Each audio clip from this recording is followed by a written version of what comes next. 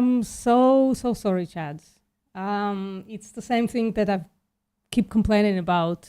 My computer has horrific bit 24 deficiency, and every time I unplug something, or even if I don't unplug it, if I just like breathe next to the USB, it all gets fucked up. And sometimes it gets so fucked up that I need to restart the computer. Otherwise, it's not gonna work. So I hope you can hear me. You can, that's good. So the mic didn't get fucked up, but the camera did. Next time I'm just gonna go live without the camera. You're gonna enjoy it immensely. Not watching this, just listening. Anyways, we have gathered, the mic survived the bit 24 deficiency, but the other stuff absolutely died. We were able to give it some salmon and some eggs, and it came and it got rejuvenated. So what was I gonna say? Oh yeah, on the replay, I'm going to make the horizontal stream available, but right now it's running unlisted because I know some people like really don't enjoy watching the vertical stream. But I need you to watch the vertical stream now as we are live, because when I split them up, both fail. So there we go. That's what we're doing. Hello, Pia. Hello, Louis. Neil Smith, how you doing? Vegan Gage, hello. Louis is here. Oh, I mentioned you already. Tone, what's up? Brett is here. Hello, hello, hello. And Benji, Martin, Kevin, and Meow Gang is also present. Everybody's awesome. Most of those people are playing the prediction game and winning big bucks. Brett is on 300 points so far. Every prediction Brett ever made was spot on. And yeah, I think everybody should play the prediction game. It's incredible fun. Anyways, we are gathered here to talk about myth propaganda. Sorry. I get flustered every time I'm late on, to the stream. But I don't know. It's just annoying that this happens. You know what I mean? Give me a sec. Oh, yeah, there you go. Now I can see the scrolling thingy. All right. So we are talking about the bits and bolts, the misinfluencers. We went through the first line of defense, the Sean Bakers, the Nina Teicholz, and the Frederick Leroy's of the gang, the most successful ones. And now we're going one by one, looking. I think this is the bit where we're talking about the journalists. Yes, the journalists and the authors, of which Nina Teicholz is the biggest shill leader. And then we talked about Joanna Blythman last time. And now we're talking about Louise Steffen. Hello, Louise. What the fuck are you doing and why are you doing it? You meet shill? Well, let's find out.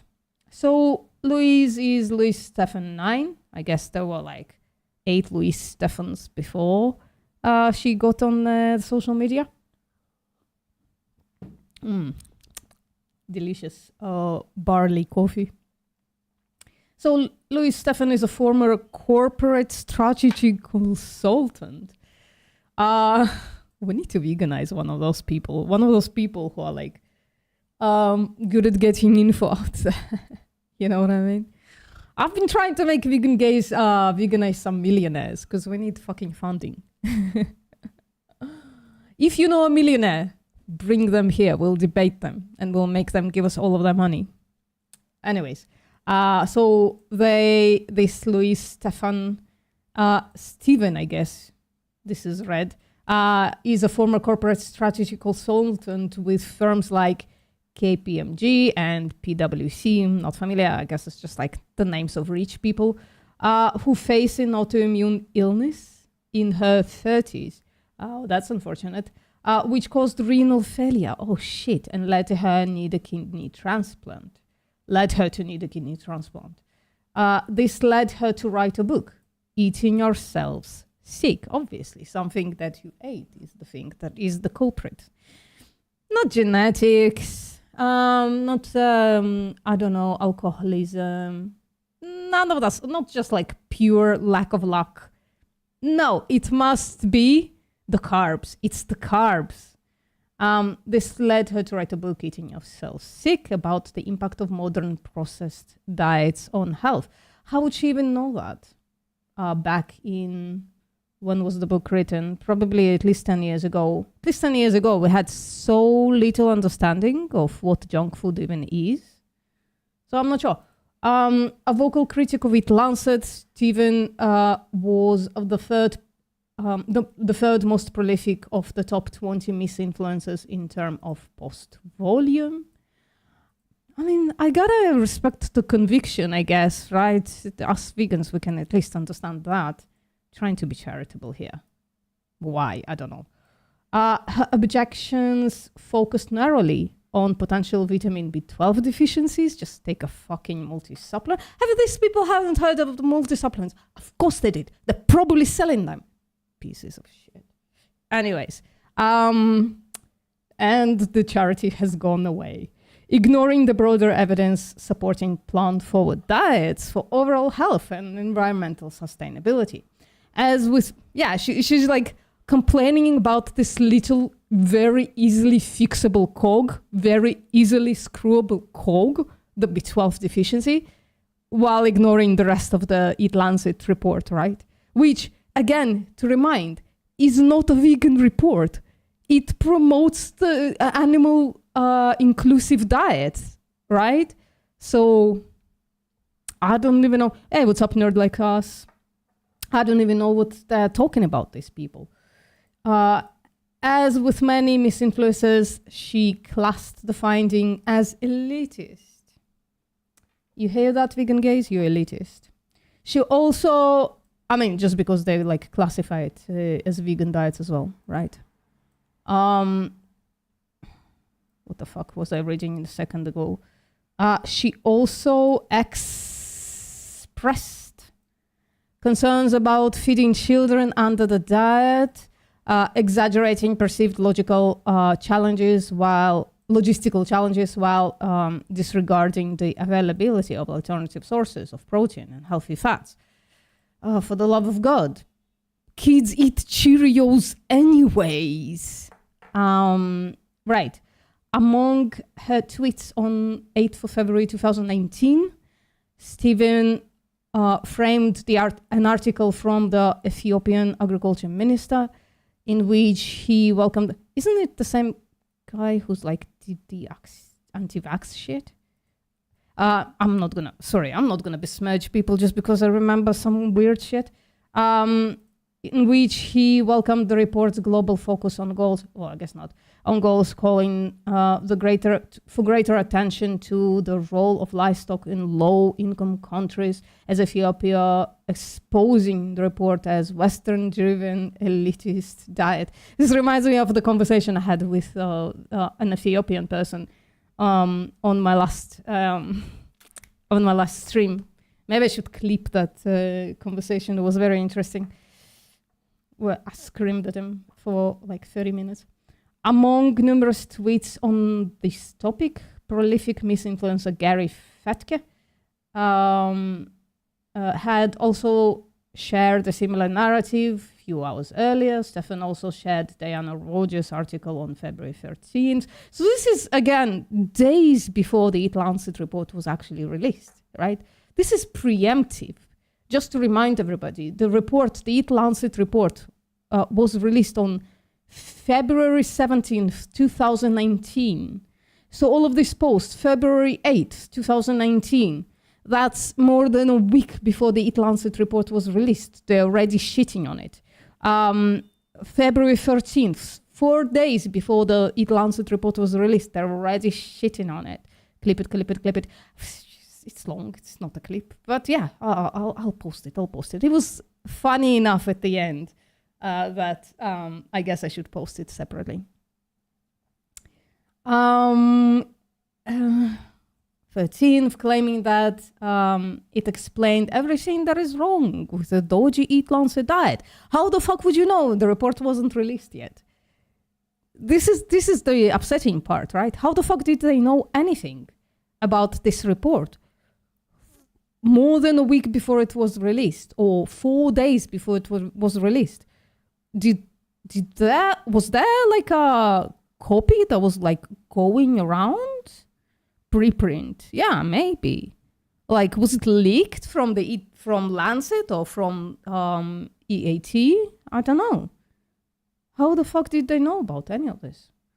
And there is a lot wrong with it. Well, this person, she just focuses, Steven, she's just focused on like the things that have nothing to do with the EAT-Lancet, right? Because we haven't read the report yet. We're going to read the new report, the EAT-Lancet 2025, after this.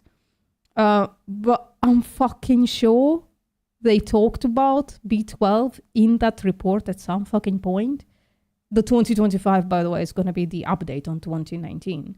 So it's probably going to have the same stuff in it, right? What's up, Liduli? Please don't call me your lord. Jesus fucking Christ, mate. Liduli, did you read the new EAT-Lancet report? I don't know when you would. I don't know. You'd never have the time. But did you like at least skim it? Do you know? Can you send it to me is what I'm trying to say. All right, I'll find it myself. No worries. I'm just like trying to boss people around. I'm so sorry about that. I should stop doing that. Stephen also claimed the diet was kooky and gibberish in March 2019 and continued to attack the report in the following years and into 2025. Hello, machine. Listen, here's the thing, right, machine? Yeah. Thank you, Tone. I'm trans non-binary, so transphobic shit. Just like, it's the thing that gets you blocked the fastest, right, on this channel. So sorry about that. I'm even gonna go further and just hide you from my thing. Thank you for your zealotry, though. Absolutely the best demon you found. The 0.5% of population who are trans people. Awesome job. Anyways, we continue. This includes attacking the BBC for featuring it, claiming it was industry funded. That's funny. And tagging, which industry is this? Wait, am I misreading this? So Stephen also claims it's kooky, blah, blah, blah, and keeps attacking it. This included attacking the BBC for featuring it, claiming it was industry funded. Which industry?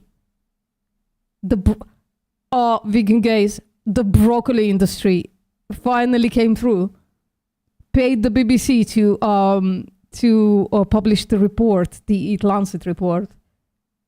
Fuck. And tagging Leroy as she takes the quote of EAT-Lancet editor Richard Horton as proof as the cultish cabal known as EAT 2.0 reveals its true agenda. Jesus Christ, there is like underlying shit happening here, isn't it? They all talk conspiratorially. They all use those conspiratorial buzzwords.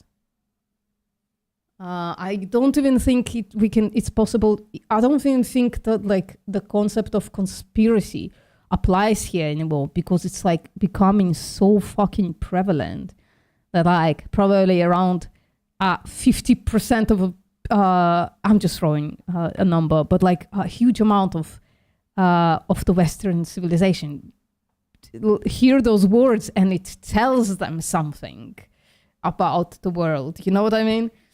It's, oh, fuck. Big broccoli, big asparagus. Yes. Yeah. Please tag Big Broccoli. I need funding. I want to do activism as a full-time job. Please tag them. Funny. All right. We require nothing less than a total reconstruction of human civilization within a single generation, says the Lancet. Lancet's Richard Horton. We require nothing less than a total reconstruction of human civilization within a single generation. I wouldn't believe that he actually said that, because that sounds like a little bit harsh. I would say that. Yes, we do need to do that. Yes, otherwise we're fucked. Like, if he said that, does Luis not understand why he's saying it? If we don't do really seriously drastic measures, which we're not going to do, we're fucked in a couple of decades. Luis, do you have, like, I don't like appealing to motherhood usually, or fatherhood, right? Do you have kids? Do you want your kids to breathe air? Do you want your kids to have water to drink? Do you want kids to have ChatGPT? If the answer is yes to all of those things, yes, we have to make serious changes in the way we eat, in the way we interact with the world, everything. Yes. Weirdo. Okay. Oh, Zoe Harcombe. Hello, friend. Friend, cynically. I'd never be vegan were it not for big bell pepper and big sweet potato. Yeah. We'll tag them all. Tag them all. Tell them to start sending money our way, since we are already prompting their sales, right? We need them. What else? Zoe Harcombe frequently promotes narratives opposing public health dietary guidelines and advocates for diets high in red meat. She told a BA and MA from the University of Cambridge. She holds a BA and MA from the University of Cambridge and a PhD in health and nutrition from the University of West Scotland, from which she takes her doctor title. I didn't know that. Oh, it says it right there. All right. Doctor title. She promotes the Cambridge links, but does not mention the less known university. From University of Cambridge and a PhD in health and nutrition from the University of West of Scotland. The University of West of Scotland. I just want to see something, not gonna lie. I'm intrigued. I just want to see something.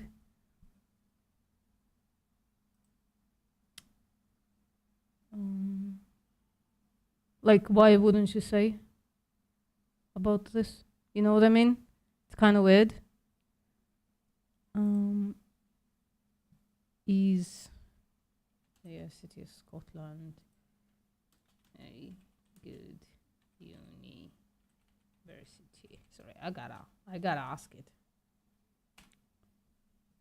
You know what? I always thought that, like, university comes from univer and then city, because they're like big, the cities. A little bit of insight into how I think. Oh, give me the fucking thing already. University of the West Scotland is considered a good university, recognized. So why wouldn't she say, yeah, I have a PhD from a good university? Weird. What's up, Alpha Caros? What's up, the vegan anthem? How are you doing? Okay. So her website promotes nutritional information and critiques academics articles on dietary shifts. According to the site, all her funding comes from subscribers. A subscription of less than £1 per week keeps this site free from adverts and any corporate influences. Her site includes an article accusing the WHO, the World Health Organization, of mixing up causation and association in its recognition of red and processed meat as probable carcinogens. I actually had somebody read this through for me while arguing with me about veganism. So the processed meat, they make the strong claim it causes cancer. The red meat, they make a claim it's associated with cancer risk, right? So apparently, I didn't know that. Apparently, there is like a difference between those two claims. So causes cancer is like definite, yeah, fuck. That's it. There's nothing else to talk about. But when you have an association, there's still like some doubt there, right? You need like more research. Now, the book that IARC, the Institute, blah, blah, blah, I don't remember, was cancer research, wrote on red and processed meat. I have that book on my site. And it's from 2018. I think there is like much more information since then, and they probably should update the book, is what my suspicion is. Let me show you the book just in case you're not familiar. For the love of God. I love my site. I really fucking love my site now. So, cancer risk. This is for, for doing activism really quickly for them to understand. This is the book, right? And like somewhere on the last page or something. They wrote this in 2018 and they say, well, red meat is associated with cancer risk, increased cancer risk, but processed meat causes cancer, right? So there is like a semantic difference there. So, what is that? I don't know. So what is her site includes an article accusing the WHO of mixing up causation and association. No, they made the claim of association in its recognition of red and processed meat as probable carcinogen. Unless she's going to make the claim that processed meat is only associated, it's not causal to cancer. Well, maybe WHO made WHO. They are kind of cringe sometimes, I'm not going to lie. Maybe the WHO said that, but the IARC are very clear about the relationship between processed meat and cancer risk and red meat and cancer risk.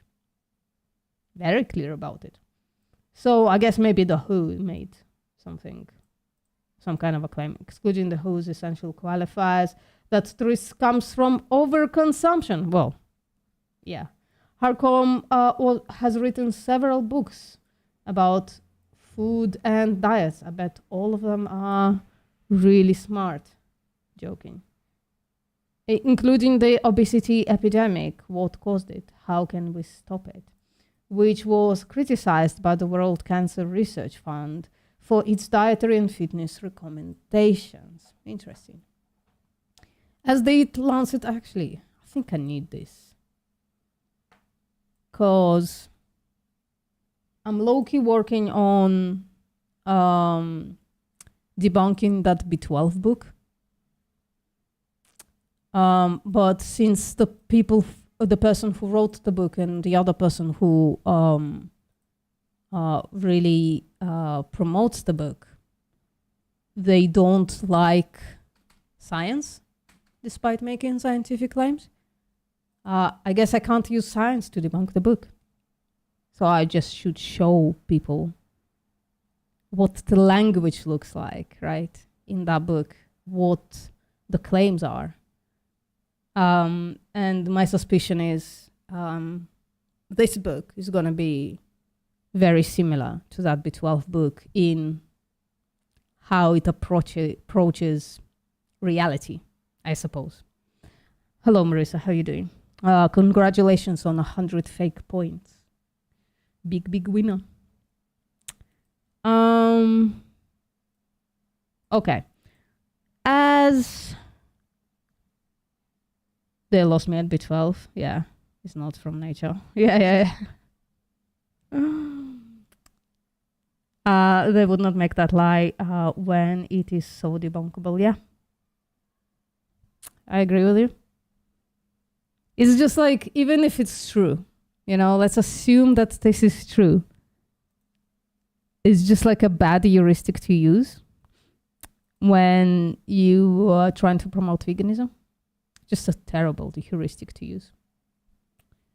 Anyways, as the EAT-Lancet report publicly launched on 17th of January 2019, Harcom posted a blog on her website stating that the EAT-Lancet diet is nutritionally deficient and detailing alleged micronutrient gaps, such as in B12, retinol, vitamin D and K, calcium, iron, sodium, potassium, and omega-3s.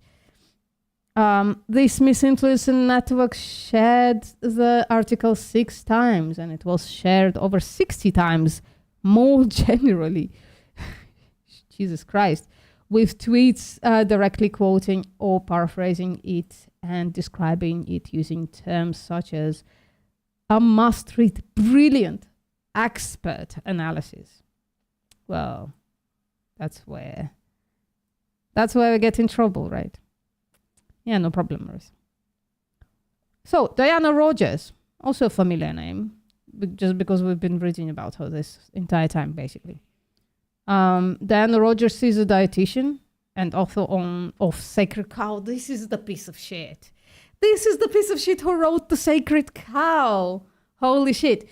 This is, in case you guys are not familiar, this is the piece of shit whom you can thank partially for the crop deaths argument.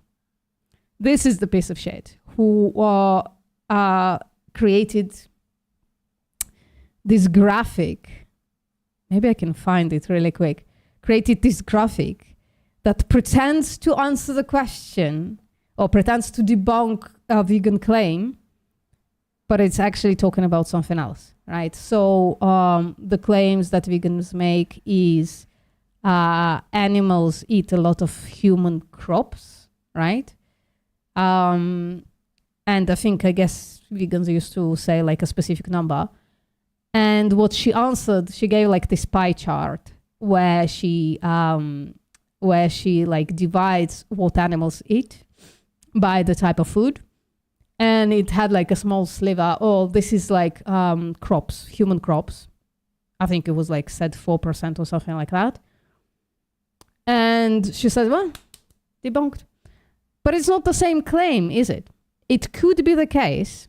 In fact, it's probably the case that cows actually eat most human crops. And that it's only 4% of their diet. It's not the same claim. Because cows eat 10 times more than like a human population. And because, let's say, there are like 1.5 billion cows in the world, every time like you count, there's like 1 billion cows. It could be that 4% cashes out into more crops, and we're talking about specific crops, that go to cows that can be like eaten by humans, despite being only 4% of their food, right? Because humans eat so much less crops. Sorry. Still need to blow my nose once in a while. I apologize about that. Cows fart. Sure. Then they just walk again. I don't know what you mean by that. Milixia. Let me know what you mean by that. Both statements are true, but make an argument out of it. All right, let's continue. So this is the piece of shit.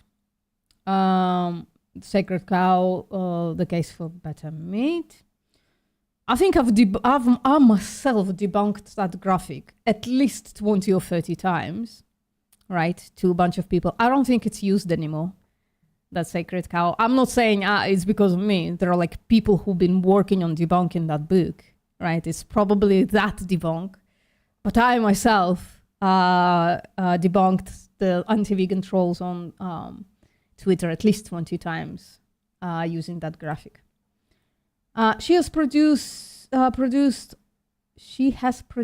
a documentary. She's a producer of a documentary of the same name and also written 2 paleo cookbooks.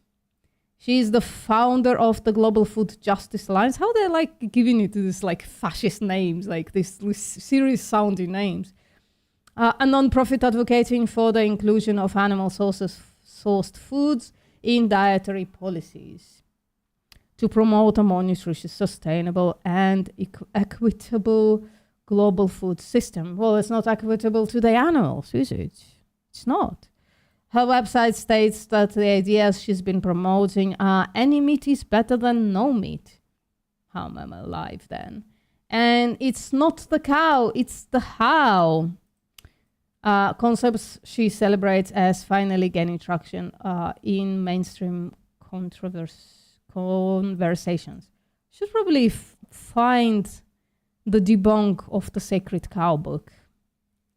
It probably already exists somewhere. I'm gonna ask around about it. Would be a fun read. I mean, fun for me. You guys are just gonna like fight about other stuff in the chat. She accused the EAT-Lancet Commission of vilifying meat consumption and ignoring the nutritional value of animal products, of imposing vegan or near-vegan diets and ignoring cultural, nutritional, and economic realities. At least she's like making the near-vegan claim, right? They don't give a crap about manners because they are cows, so disrespectful to humans. That's still not an argument. That's just like another claim, which is maybe true, maybe false. I'm not sure, right? I'm just not understanding what you're on about is the thing, Melixia.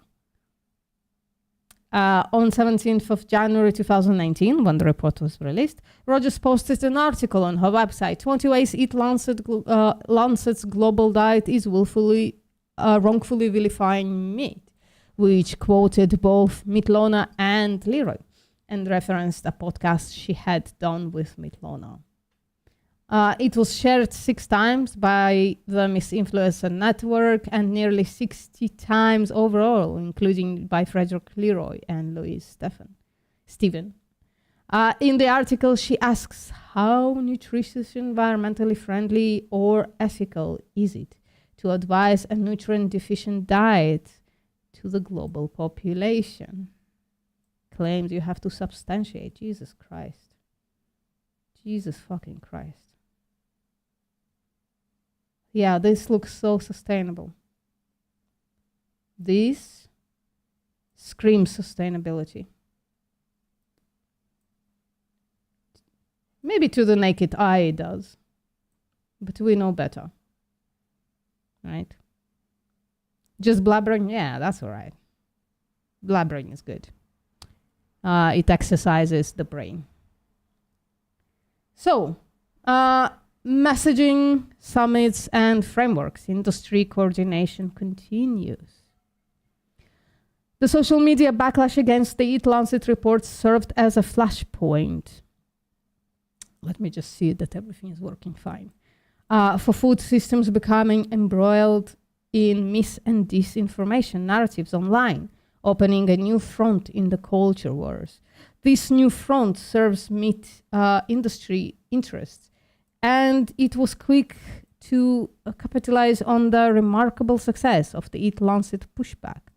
This includes investing further in building narratives and academic resources and strategizing on how to continue with business as usual to fend off regulation. Some of the most prominent misinfluencers, notably Frederick Leroy, played a significant role in organizing scientific declarations and discussions on how to communicate industry narratives more effectively. Slimy pieces of shit.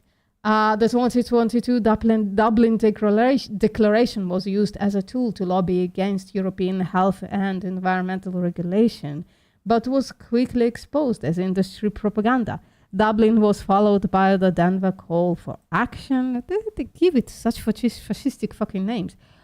Billed as a scientific conference, but ultimately pushing an urgent communications drive, as shown in documents and audio recordings obtained by Changing Markets and detailed below.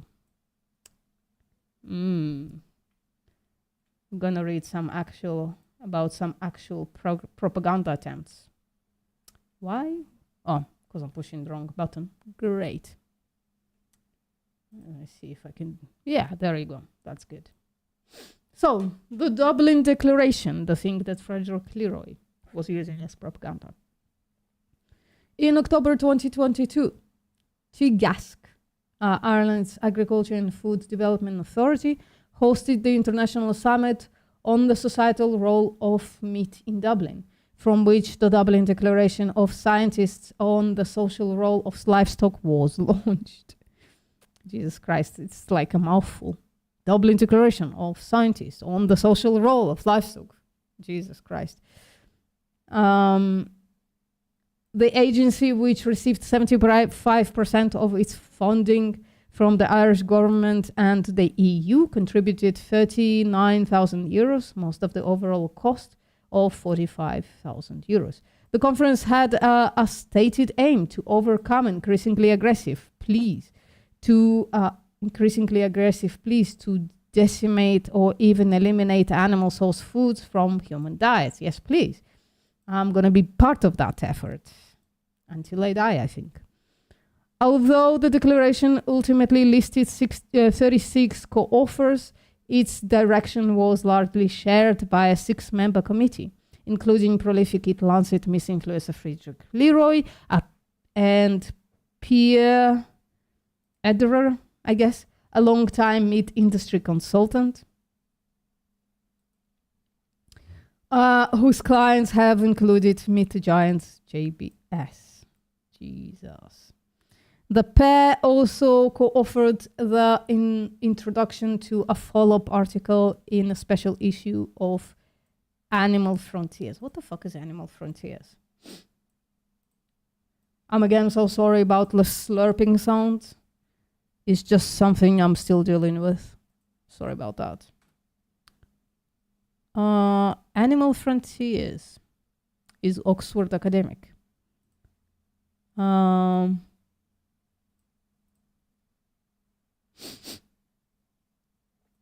Let's push about. What's going on? Am I still on? Is the internet bad? Oh, it's just like takes ages for this to load. This looks terrible. Why are they saying it's Oxford academic, by the way? About the journal, Animal Frontiers is the official journal of the following globally active professional animal science societies. Yeah. So it's just like mid-shield academia. This is what it's saying. Interesting. I'm going to keep it open.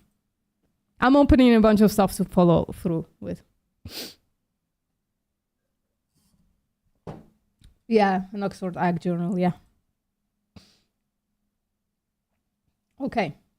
Actually, guys, give me a second to clear my throat, because that's gonna mess me up.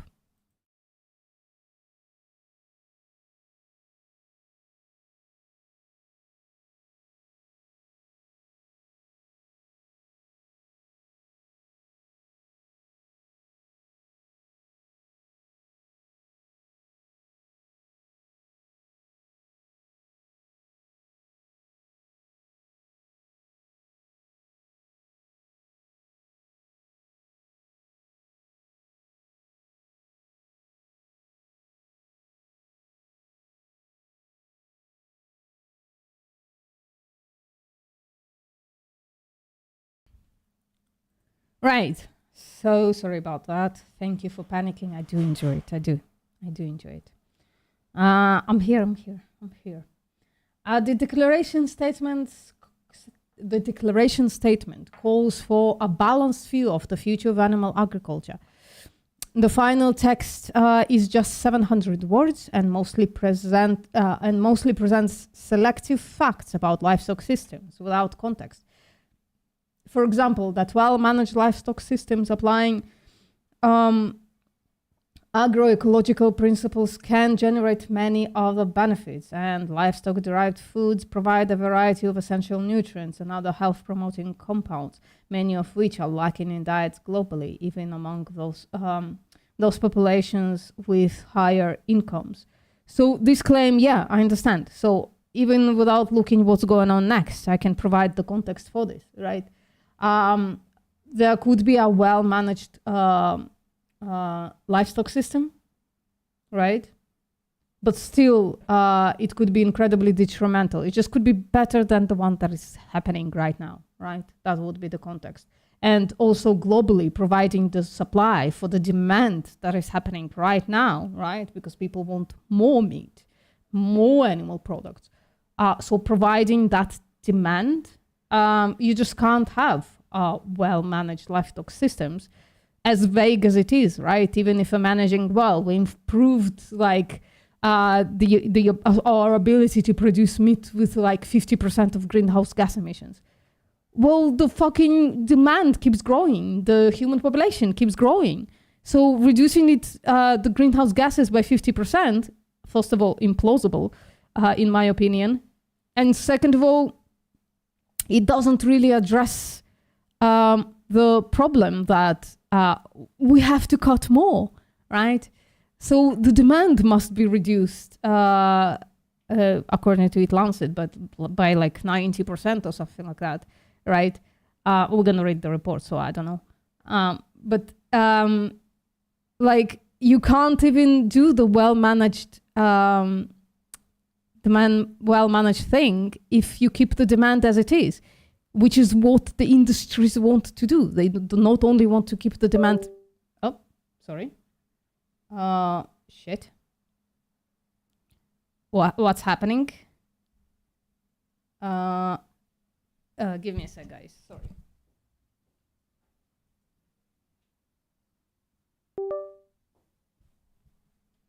Yeah, you see the USBs. I don't know if it got fucked up for you guys. It got completely fucked up for me. So both screens just got turned off. And then this one turned on, this one didn't. This is what we're dealing with. And it's just like part of the problems. Something fucking happened and it just like wiped it out. Anyways, and the second issue is, right, it's just like they're pushing this thing, USB hub. No, I don't have the USB hub. It's like just like the entire USB thing is fucked up. And that apparently includes the fucking screens that are not connected to USB, but they're connected to the motherboard. So if there's something with the connection to the motherboard, I think there is a problem.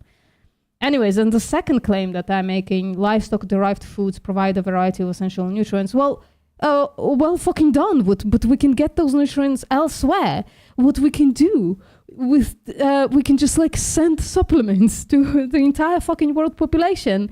And we would spend less money than subsidizing this stupid like meat and dairy industries, right?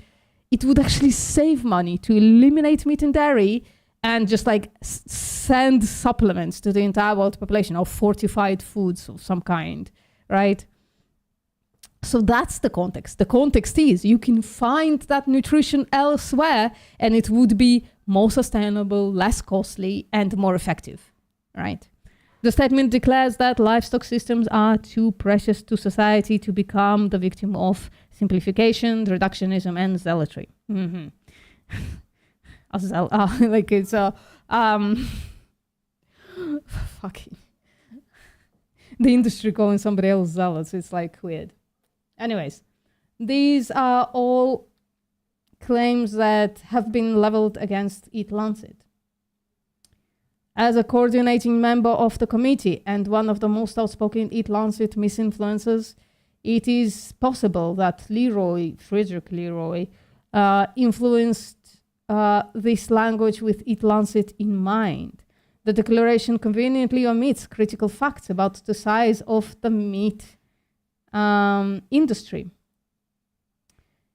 its negative impact on climate and biodiversity, and well-evidenced data on how the overconsumption of meat is driving undesirable health outcomes for many population groups. I didn't talk about health because, you know, like, who gives a fuck? We know about this already. These facts would be essential for the evidence-based discussion about the societal role of meat and livestock. So here's the thing, right? 3 out of 4 men in the US said they would rather die early in life than give up meat. That's the societal role of meat, of animal products, in the US population at least, right? It leads to a suicidal position, or at least in like a longevity reducing position, lack of longevity or something like that, right? Maybe not suicidal, but like, short-sighted position, I suppose. Is that what Leroy is trying to protect? Is that what we should be protecting? This kind of societal role? And calling the people who saying, not even eliminate, reduce animal production, calling them zealots, it's fucking projection. Nonetheless, the declaration received largely uncritical mainstream media coverage and was used as a lobbying tool by meat and dairy interests in the EU. Although it was presented as an independent scientific contribution, a month later, Red Flag was referencing Dublin as part of, I'm supposing they're saying this Dublin report or whatever, as part of its work on the Protein Pact agenda, including communication support and social media networks to secure media opportunities for experts in events like the Dublin Summit. Yeah, I don't know if that's like damning enough to say, like specifically in like isolation, specifically that, oh, therefore it's propaganda, right? Because somebody can use some information and like, I don't know. Yeah, I guess you could. I guess we should. I'm still trying to be charitable, but as I'm speaking, I'm losing my fucking charitability. Reading this report makes me adopt a more extreme position of fuck these people, you know. Okay, following the release of the declaration, Ederer, that's Pierre Ederer, told attendees of the World Meat Congress 2023, holy shit, that he and others had been busy creating the scientific instruments that you as industry can use in policy and public debates. In October 2023, an unearthed investigation revealed how the declaration was orchestrated by figures with financial ties to the meat industry. The investigation was also featured in The Guardian, with the article which included an eminent environmental scientist calling the declaration industry propaganda. Following these publications, the declaration website added author names and some clarification on potential conflicts of interest. Funny how that happens.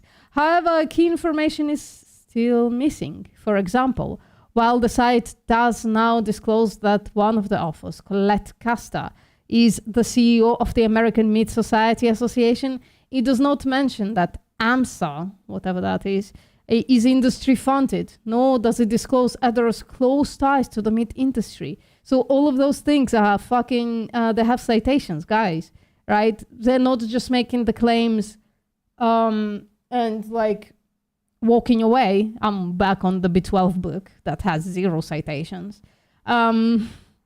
It gives the citations, and I bet at the end, actually no, I'm not betting on it. I know that at the end, they just have like a huge amount of articles. I'm considering going through some of them, right? I've been writing some of them down, the ones that seem like the most interesting. In November, but I'm going to check them out first to see that I can make it interesting to you guys as well, I suppose.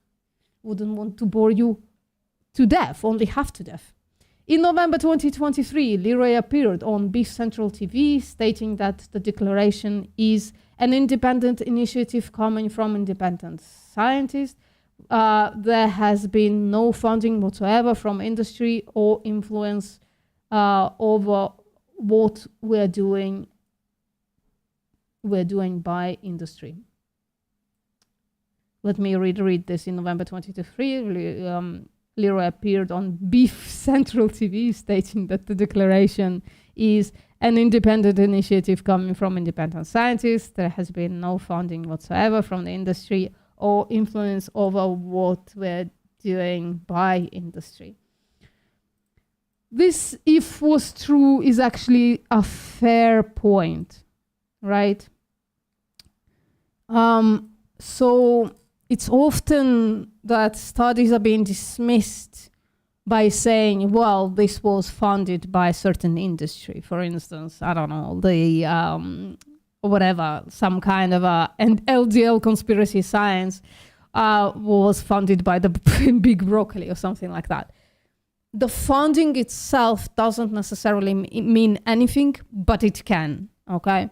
I personally was a study coordinator on a study that was published that the influence of the organization that was paying for it was too big for me to remain not biased. Right, I tried as much as I could, but it was my first trial ever that I was a study coordinator on. And I had no idea that I'm supposed to not listen to this person because this person is being paid to influence the results of the study, basically, right? I didn't know. But then, right, I also been paid by several industries or whatever the fuck is called, right? By outside sources, as I am today as well, to do my job. But I know how to do it in an unbiased way today because I know what my job is now, right? So it's possible, for instance, like if an industry has its own lab, right? And that lab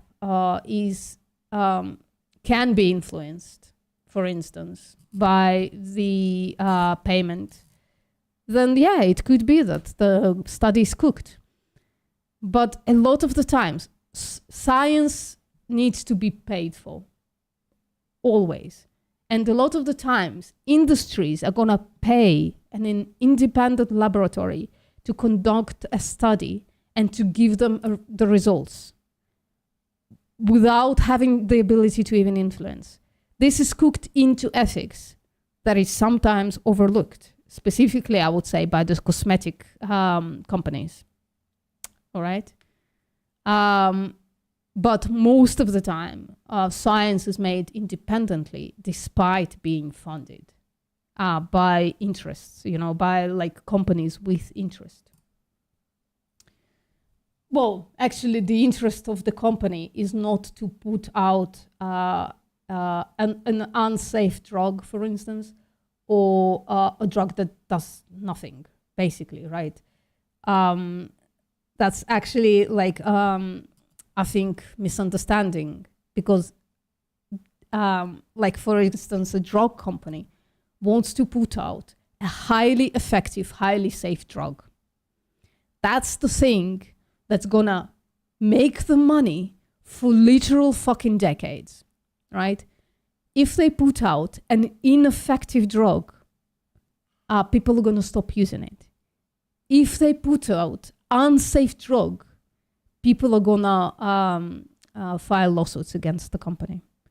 So, like, drug companies are highly motivated to put out a safe, effective drug that will give them the money without them needing to spend more money on inventing a new drug. I hope that's clear when we're talking about motivations, that the motivations of the drug companies is not as people claim. All right?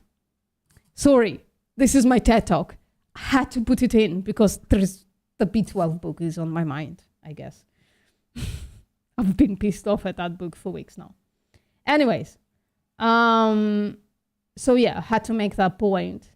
If true, Leroy could be potentially right, is what I'm saying. Of course, he's a slimy piece of shit, so we should disregard everything he says.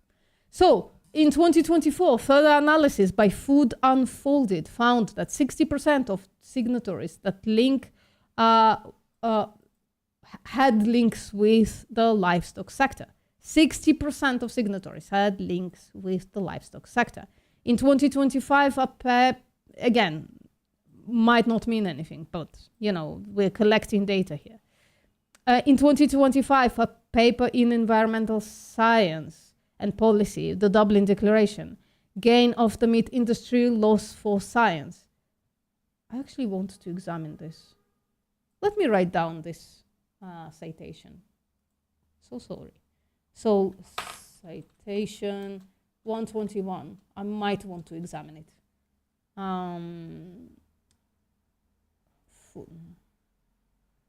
Into the livestock sector, right? Just because I made the speech right now, this doesn't necessarily mean blah, blah, blah, blah, blah. Now I want to see what's happening actually in that report.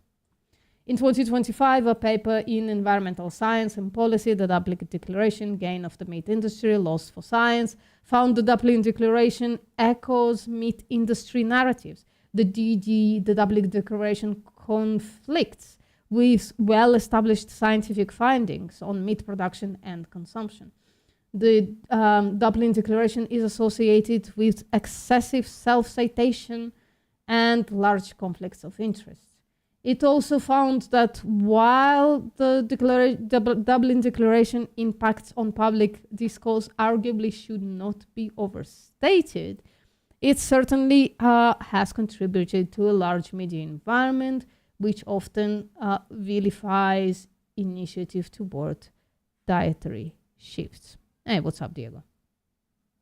So this is box 4. By box, I mean just like a bit more information, I think.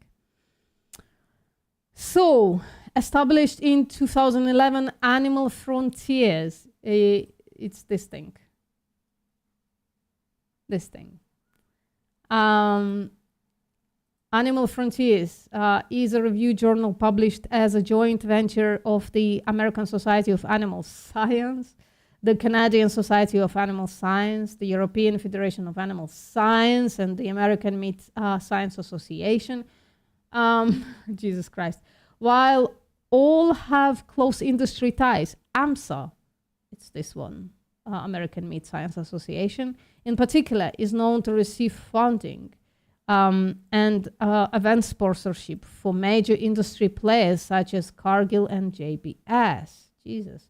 Animal Frontiers is predominantly invite-only, publishing articles which emphasize the nutritional, economic, and societal importance of animal source foods, while critiquing plant-forward frameworks. The journal has published at least 5 articles explicitly challenging the EAT-Lancet report, with special features on the Dublin Endeavour Declaration, led by AMSA. Since January 2018, as part of the move to enhance the global visibility, subscriptions, and international research of this journal, all SS Links publications, including Animal Frontiers, have been published by Oxford University Press. Okay. From Dublin to Denver. Central player behind the EAT-Lancet backlash and Dublin Declaration, including Frederick Leroy, went on to organize and participate in gathering of industry-friendly academics, PR professionals, and paid advocates in Denver, Colorado in October 2024. The conference was billed as a scientific gathering with academic-themed notes and presentations made publicly available. However, some notes and presentations on branding, communications, public relations, and lobbying were not. Dissenting voices were refused entry to allow an open exchange. I don't know why there is an M here. Oh, there you go. That's why. So open exchange in session 3, societal consideration. Ederer mentioned that discussions on whether to invite some of the maybe more reasonable abolitionists to the meeting, saying that ultimately they decided against it because, well, that's echo chambery in it. Because our experience has been in other forums that it's not constructive. Sure, the fuck isn't. It's not really a constructive discourse. Here's the thing, right? We as vegans we are being accused of being like cultish or whatever the fuck. I challenged everybody to debate me on the daily fucking basis. I ask people who oppose my position or whose position I oppose to come and have a conversation, a discussion, a debate with me. And these guys exclude the people who don't agree with them from these gatherings, right? That's how dishonesty, that's what dishonesty looks like. That's what being a coward looks like, in my opinion. It's really not really constructive discourse, and it disturbs our ability to grapple with these within these issues. Hey, what's up, Aston Hewitt? So we had people apply that we turned down, that we actively did not want to come, so that we can have here in this room an open exchange. It's written kind of weird. I think the person is not an English speaker or something. This is crazy. This is crazy. And industry-sponsored networking events for delegated was deliberately kept off record. Denver organizing committee member Keith Belk, in response to a request from the Global Meat Alliance to have its drinks event formally included in the schedule, replied, "We must maintain an arm's length distance from industry." So plausible deniability, basically, from industry, as we cannot be perceived as having conflict of interest. So we are hosting the meeting and facilitating the debate. What debate? You're not inviting anybody who disagrees with you. That may occur, but we're not asking for any sponsorship or support. Interesting. I guess could be plausible that it's like it's been done to protect, like to remain impartial or something like that. This secrecy, I don't know if that seems like a secrecy based on this. I'm not sure. Was overcome thanks to audio recordings of the proceedings obtained by changing markets, as well as documents. I want to hear that. Do you have a citation for that? As well as documents selectively published by its organizers and participants. These make clear that the livestock industry is committed to increasing its public relation operation. At Denver, communications and PR professionals urged delegates to embrace biased or unproven scientific arguments and push identity-driven influencer campaigns. Please, I want to read this citation or listen to it. For the love of actual God, why isn't there a citation number to this? Maybe it's later coming, right? Because they're gonna cite a block or something like that. Holy fuck, I want to listen to that. Denver was part funded by the US taxpayer. The summit successful application for a $49,000 grant to USDA National Institute of Food and Agriculture was supported by several companies and industry groups. Letters from the National Cattlemen's Beef Association, Meat and Livestock Australia, and several branches of GBS. Those fuckers have like all the hands in the cookie jar. Are included in the application, amongst others. The letters voice enthusiastic support. Maybe this is the citation.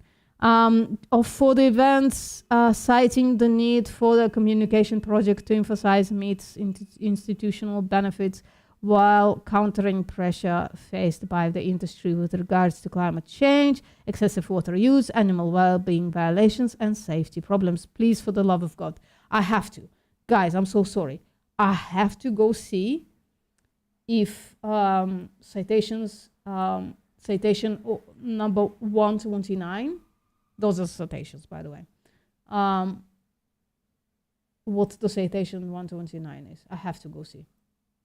Information obtained is contained in a number of documents, including letters and graph applications in relation to Denver Summit Changing Markets. Has these documents. Fuck. There is no link. That sucks. I really, really would have wanted to hear this or to read this. Fuck. Right. Another, that sucks, man. Another founder was the US National Institute of Food and, well, I suppose they have to keep those things. I suppose I have to keep those things to themselves. Right. Like, there are some things that probably can't expose because they would expose the people who leaked it. Suppose. I don't know. Another founder of the US National Institute of Food and Agriculture, as well as the Montford Family Foundation, which according to its website is powered by Montford, a group with roots to Colorado's cattle industry. As with Dublin, the Denver call for action was published in a special edition of Animal Frontiers. There were presentations and by the way, I think if you have something like this, right? If you have a journal or an organization with a clear agenda to increase or to maintain the consumption of animal products, I think it's you can very easily say, yes, a bias is occurring here, in my opinion. This is funny though. There were presentations on nutrition and diets, all of which argued that meat is essential for human health. How the fuck am I alive? How the fuck am I healthy? How the fuck am I staying upright? Holy shit. An industry summary of the Denver meeting helps us understand why it was organized. Ideological activist attacks on the livestock and meat industry, that's us guys, that's us. Ha ha ha ha. Can be refuted by high quality scientific evidence. This is why they're doing it, so that somebody can post a study and say, well, this is a scientific study written by animal organization shields or like animal exploitation organization shields. You knew Animal Frontiers seems shady. What the fuck do you mean? They're saying it up front. This is about the journal, right? Animal Frontiers is an official journal of the following globally active professional animal science societies. Fully open access.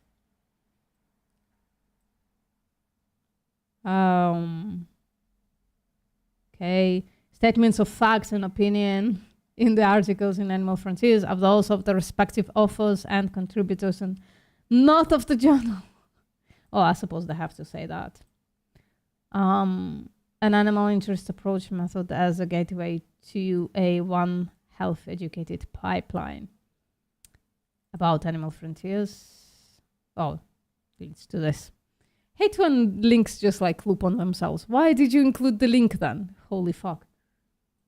I'm now like site building build because I'm building my own site. I have been building it for the past few months. So I'm like now, why would you include the link leading to that fucking same page? In that page. Makes no fucking sense. Okay. I guess unless you want to jump up, but there's so little, there's nothing to scroll here. Tiny amount of scrolling, and yet there's a link. Latest. Stupid shit. Sorry. Oh, I'm a bit all over the place today. Anyways, maybe it's the lack of meat. An industry. All right, we read this. This can be seen as code for unproven scientific concepts such as the nourishment table. See box 5. Ooh, I can't wait. Then the speakers released these theories alongside attacks on official dietary guidelines, elevating non-medical and livestock-friendly factors such as culture and personal choice. This is why those things repeat, because people who are already incentivized to not change their behaviors, their diets, their minds, see these posts and like, yeah, it is my personal choice to eat all of these foods. This is why. It is part of my culture. It's a unique culture, like no other culture that is based on like animal foods. Ridiculous. The Forefront was conference co-organized and ringleader of the EAT-Lancet Pushback and Dublin conference, Frederick Leroy. Leroy's work has been accused of overgeneralizing evidence and failing to acknowledge the severe acute public health and environmental harm of livestock. The Denver call for action has 3 central asks: a nourishment-oriented policy, recognition of system complexities in livestock and ecology, and high standards of evidence and respect for science. While the asks are presented with neutral language, they present a blinkered view which helps preserve the status quo. I'm sorry, I'm reading terribly today. Holy fuck. Must be lack of meat. Again. Nourishment oriented. I should stop saying that. Somebody's gonna clip it and will be like, look, VPM is doing something shady. Nourishment oriented policy, emphasizing claims that alternatives to animal products are nutritionally incomparable and often inadequate, devoid of the flavors and textures that people desire. Taste pleasure. There you go. It comes from here as well. The call ignores the centuries-old significance of plant-based foods in diverse cultures worldwide. True. I'm going to say that next time. Recognition of system complexities in livestock and ecology, arguing that livestock's footprint should not be overstated, that it is being incorrectly measured in current analysis, and that there are plans to undermine the industry. High standards of evidence and respect for science, while presented as a call for scientific debate and food policies based on sound evidence. This ask is undermined by the conference itself, discrediting and foundations of the scientific community and methods such as EAT-Lancet. Right. Scientific conferences don't usually begin with advice from spin doctors. However, Denver did. Interesting. The PR firm that celebrates the EAT-Lancet online backlash, Red Flag, gave a pre-summit workshop, Jesus, which was not included on the conference notes, but is referred to in a report prepared by the Australian Meat Processor Corporation. Interesting. Red Flag had earlier launched the Protein Pact through Animal Agriculture Alliance board members and meat industry's chief strategy officer, the EAT-Lancet critic, Eric Mittenol. This is actually his name, Mittenol. As a delegate of the Denver conference, Mittenol acknowledged how helpful influencers are to lobbying policymakers, such as a high-profile climate event like COP. Let me just move that away. All right. Scientific arguments will only get us so far, industry note takers acknowledged. When it comes to public communications, there is strong agreement that scientific evidence is a poor cousin of personal belief. Something is a poor cousin of personal belief, they wrote. So they claiming bias, I suppose. One presenter acknowledged that this is not a scientific conference. Meat industry consultant. Panel discussion. And so we are engaged with food systems, influencers, and health professionals, interlocutors, where we go to events like Climate Week and will be at Azerbaijan to really be a part of, I don't know what is this towards. That's fine. Oh, fuck, not again. Why? Why are we doing this? Hold on, guys.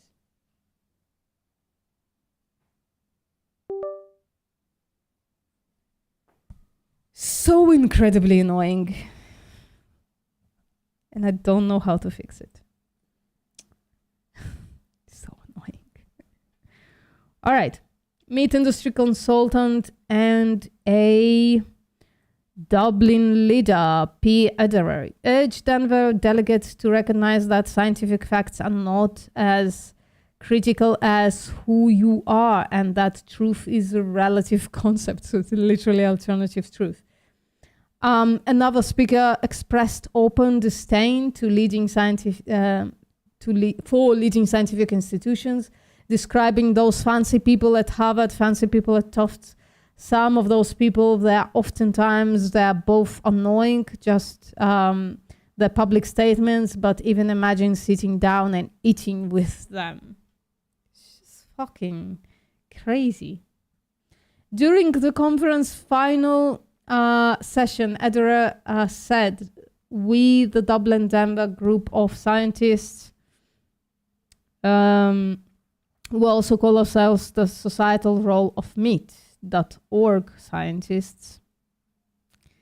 But it's a bit more clumsy, although I'm sure our communication PR agents would disapprove of that. I'm so glad that people actually leak shit from those places. Holy fuck, it's kind of my dream to be at one of those secret meetings. It's 100% my dream. Just sit there, documenting everything and going, did I just say that? Being the Lois Habiba. Oh, there's a Doctor Who reference. Oh, no, it's the Torchwood reference, I guess. In another session, PR expert Charlie Arnott told delegates that the agricultural sector continues to have a public trust problem. It's just too much to read. Yeah, let's read it. Anyways.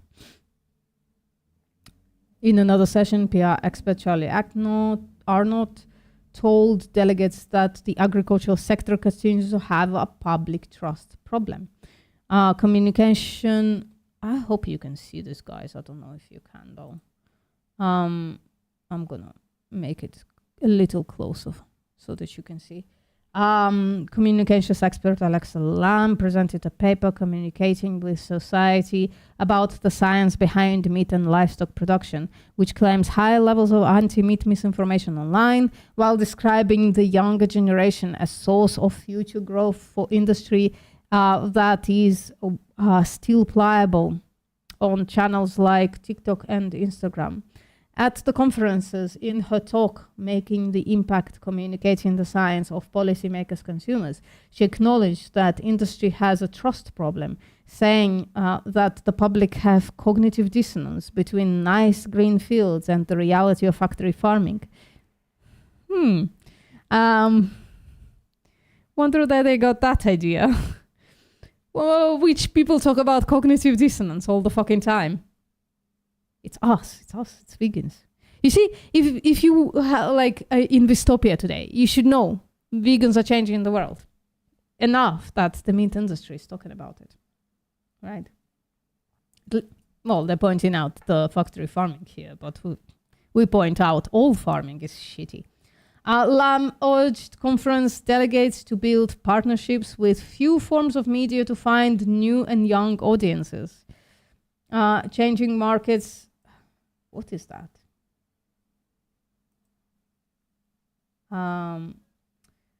Changing markets has this recording in addition to Lam's presentation. Slides are available on official conference website.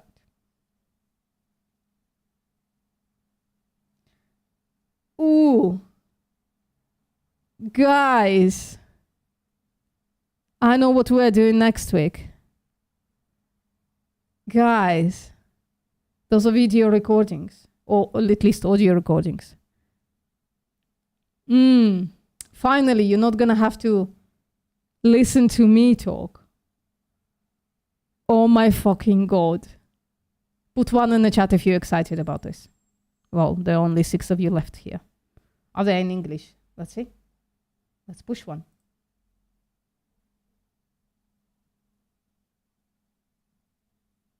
That's a good question, though, Tom. Thank you. Hello. Well, congratulations. You made it to the last speaker of the day. And you're still here. And I hope that I can... Yeah, it's Denver. Yeah, it's in English. Well, now do you have interest, Tom? I like to hear it. Well, I promise you, I'm going to be pausing a lot and talking anyways. But I think I found what we're doing for the next 2 weeks, I think. We're going to listen to this. Holy fuck, I'm so excited. Ooh, I'm actually having goosebumps. Nice. Okay. What a find. Holy shit. I was like, almost give up on this citation, but decided to read it anyways. Holy fuck, I'm so excited. Where was that? That was P. P, we finished reading... Yeah, this. And that while there was significant profits ahead, more work was needed to secure its social license to operate and avoid environmental and human health laws. I think we can skip the citation because I think we're going to listen to it. Oh my fucking God, I'm so excited. Another delegate talked about Europe saying, we are really fighting for our license to produce. 2 industry organizers concluded that the conference involved successful communicators to inform the translation of science to effective consumer discussion. It's like something weird that is like hitting the corner of my eye on my mic. Never mind. You're doing okay. You're doing fine. Did you like that? Did it make a nice sound? Maybe I should transition to SMR, talking about veganism while caressing my mic, since Pia likes my tone of voice. Might do it. It was agreed that it's a matter of urgency, a coordinated strategy to amplify the science using all contemporary channels, and lobbying was essential, linking with international stakeholders to achieve maximum cut-through with uniform global messaging for consumers and policymakers. The statement summarized above made by deeply partisan players in a conference organized and sponsored by industry suggests that the plan is to rely on biased and unproven science, identify identity politics and misinformation to sway public opinion, fend off regulation, and continue reaping profits. The status quo, in other words, is at the cost of tremendous harm to public health and the planet. It's crazy. Bedtime streams. I don't know about that. The launch, I think this is a niche thing. I think maybe the 6 of you here still maybe like listening to me, but the rest don't like it, right? That's why there are only 6 of you, 11 now, but I think only 6 of you that matter, if you know what I mean. The launch of EAT-Lancet 2.0 as a major scientific update to the first EAT-Lancet report is clearly seen as a threat to industry interests. There is little doubt in part of the attacks of the livestock industry the summit was trying to address. In the presentation, it was also directly acknowledged as part of the future challenges. Ooh. There is like an actual picture. Let me just see how much we have left. 5. There is a conclusion. The conclusion is kind of long. So what we're going to do, we're going to leave the conclusion for next time. I don't know. Or maybe I'll let you read the conclusion or something like that. I don't know. Let's just give me a second. Let me just disable my flux again. 1, 2, 3, and then a conclusion. Another 5 pages. So 8 pages. Let's see if we can go through them today, because I really want to listen to the videos next week. We'll see. All right. The nourishment table, that's box 5. In February 2025, as part of Animal Frontier special edition about Denver, Frederick Leroy published, let me just make it even bigger. No, that's too big. Frederick Leroy published a new dietary framework, the nourishment table. It is derived from a study co-authored by Leroy and a fellow EAT-Lancet academic critics by Ty Beale and Alice Stanton. A framework for adequate nourishment, balancing nutrient density and food processing levels within the context of cultural and regionally appropriate diets. The fuck does that mean?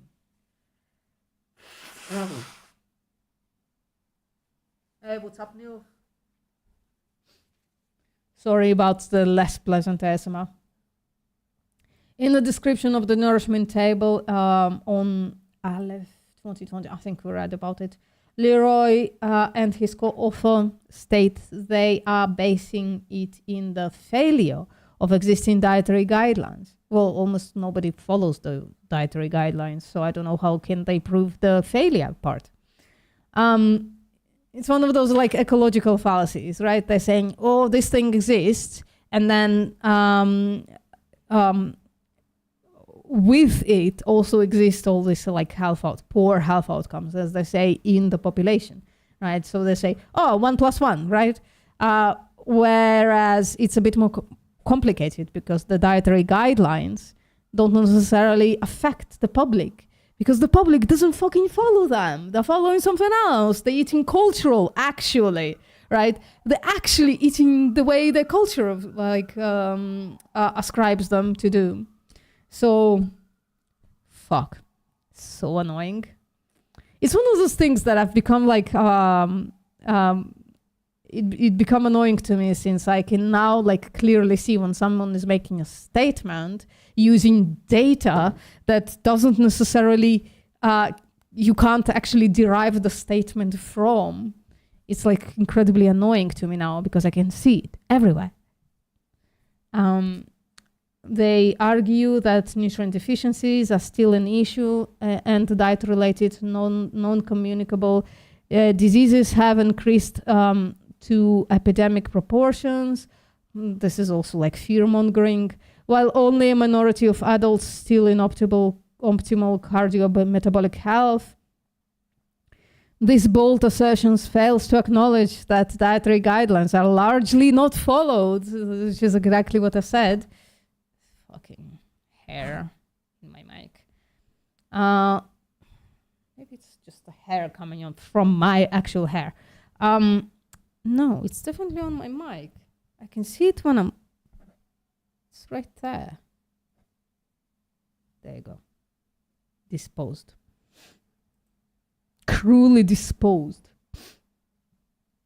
Right, largely not followed, with a recent global systematic review showing that 40% of the population in both high and low income countries do not adhere to food-based dietary guidelines.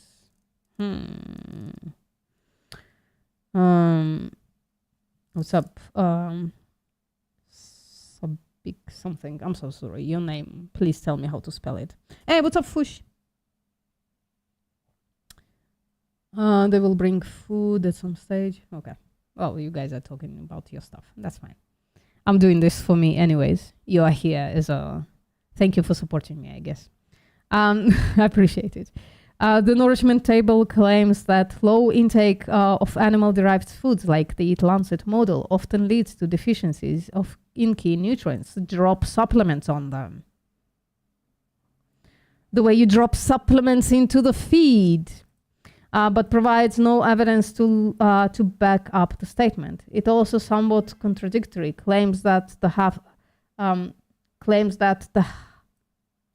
It also somewhat contradictorily claims that the health risks of high animal food consumption are uncertain, while confidently asserting that heavy animal-based diets can offer therapeutic potential for the metabolically challenged. That's interesting. That's indeed is contradictory. Depends on how it cashes out.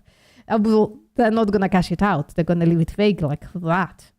The evidence provided either self-references work by Leroy or cherry picks findings from the other studies, many of which themselves have been discredited. The references in the statement include Leroy's 4 details, blah, blah, blah. Additionally, see Olive 2020 section of the protein and micronutrients for a discussion on nutrient-dense foods across the life course. Okay, I'm not interested in the nutritional claims. We know that bullshit. Yeah, at the end of the Denver Summit, the nourishment table was presented as a key resources for industry to use. It is already being promoted by the top misinfluencers in our dataset. For example, in March 2025, Joanna Blythman interviewed Frederick Leroy about the nourishment table of the Sustainable Food Trust's website, positioning it as an alternative to a one-size-fits-all dietary prescription like the EAT-Lancet planetary health diet, ignoring the flexibility that is built into the EAT-Lancet report. I'll keep saying it. The EAT-Lancet report is not promoting a vegan diet. Right, it's not animal exclusive diet or like animal excluding diet.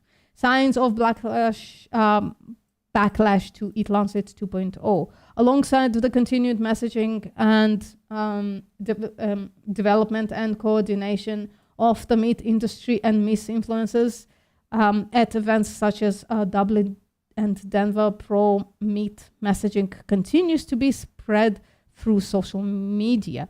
The Yes to Meat hashtag was used over 2,000 times in the period between June 2024 and May 2025, because they know the EAT-Lancet 2.0 is coming.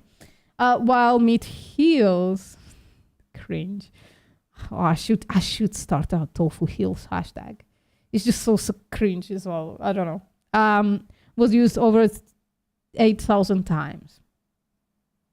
I should find a way to do it. I should find a way to use the tofu heals hashtag somehow. And maybe support the EAT-Lancet. Despite it being not vegan, it's vegan adjacent at the least, right? While there is significant background noise, some of the misinfluencers are already attacking EAT-Lancet, leading to some peaks in our 2024-25 dataset. Friedrich Leroy and Nina Teicholz, I think they misspelled her name terribly here, have been... I don't care, have been the most prolific, and therefore we reviewed them here. In December 2024, Leroy posted a series of comments to an X post, including that EAT-Lancet is out there with astrology. Bold. Bold, attacking your base, Frederick Leroy, because those are the people who probably believe in astrology the most. Then on 20th of January 2025, he wrote an inflammatory post attacking EAT-Lancet with false equivalence claims about the diet and rates of malnutrition, stunting, and diabetes in India.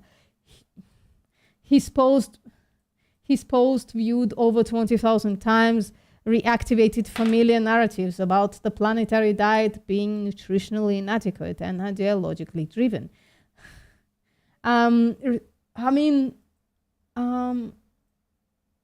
About the planetary diet being actually, do they not know that people in India like drink a lot of dairy?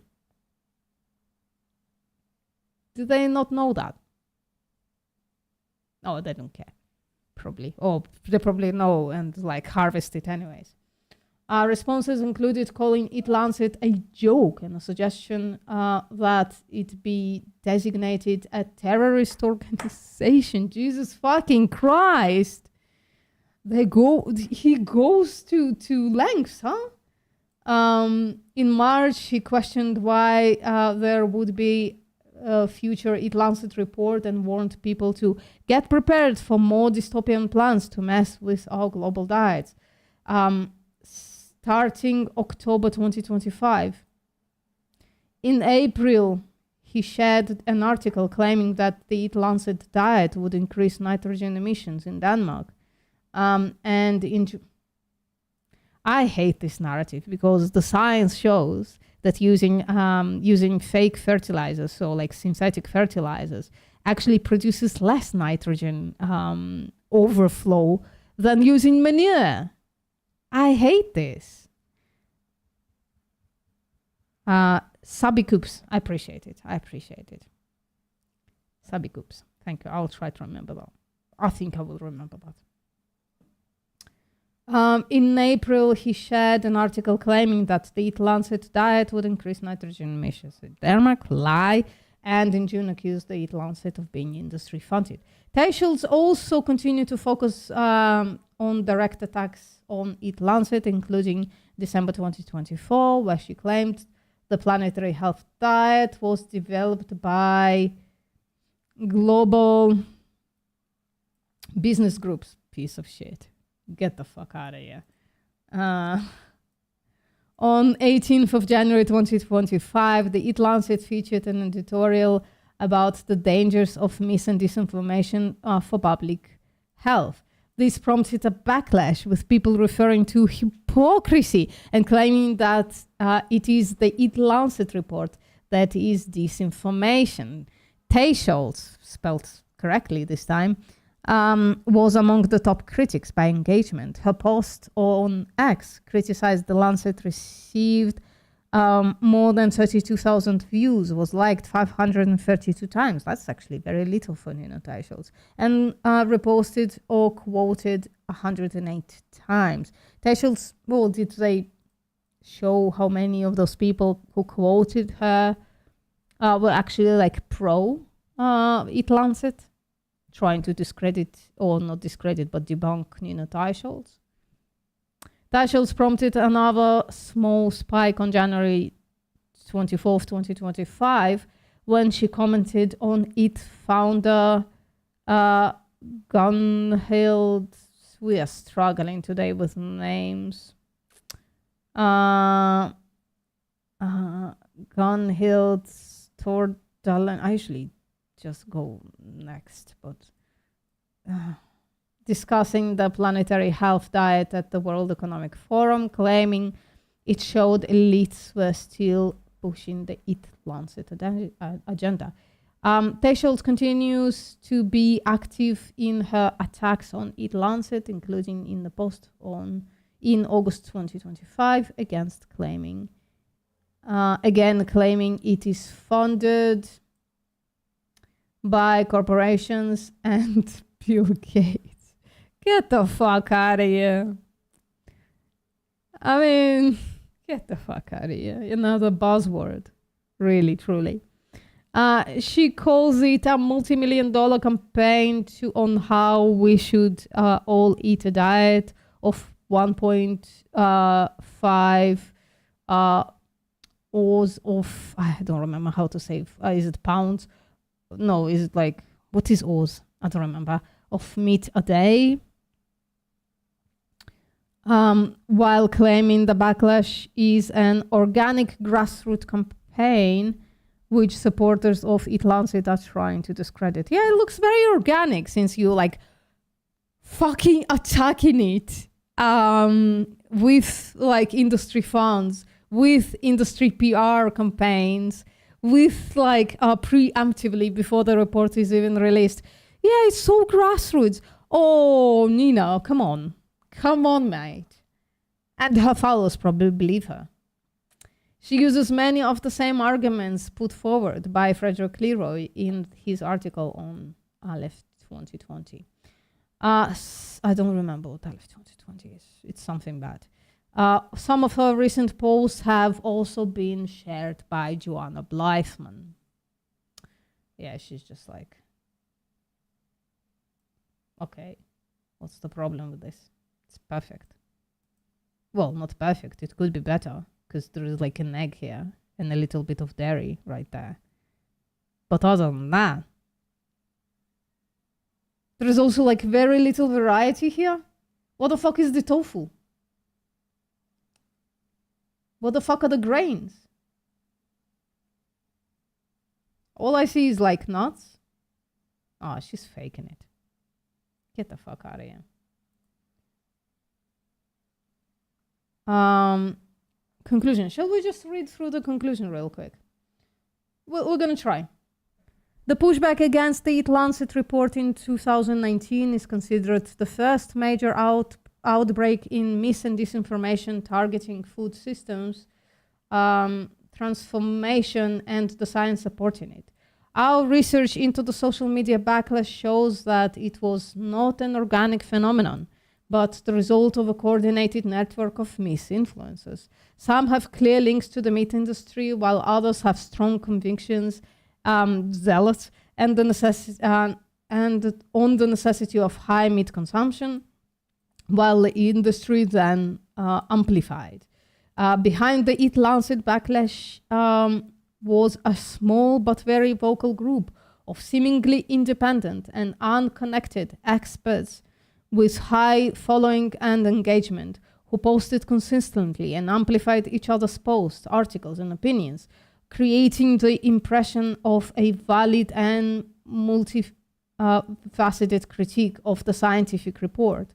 By some measurements, they succeeded in swaying undecided audiences against the report's findings and the reality that reducing the consumption of animal products is a critical lever for healthier diets and a crucial solution in a time of climate and nature crisis. Documents suggest that the campaign around the hashtag yes to meat and climate food facts were industry funded, and that senior figures celebrated criticism of the EAT-Lancet report as an example of successful industry coordination. Furthermore, industry-aligned scientists like Frank Meatlona used their role in the it's just his name really kills me every single time. Used the role in the online backlash for further fundraising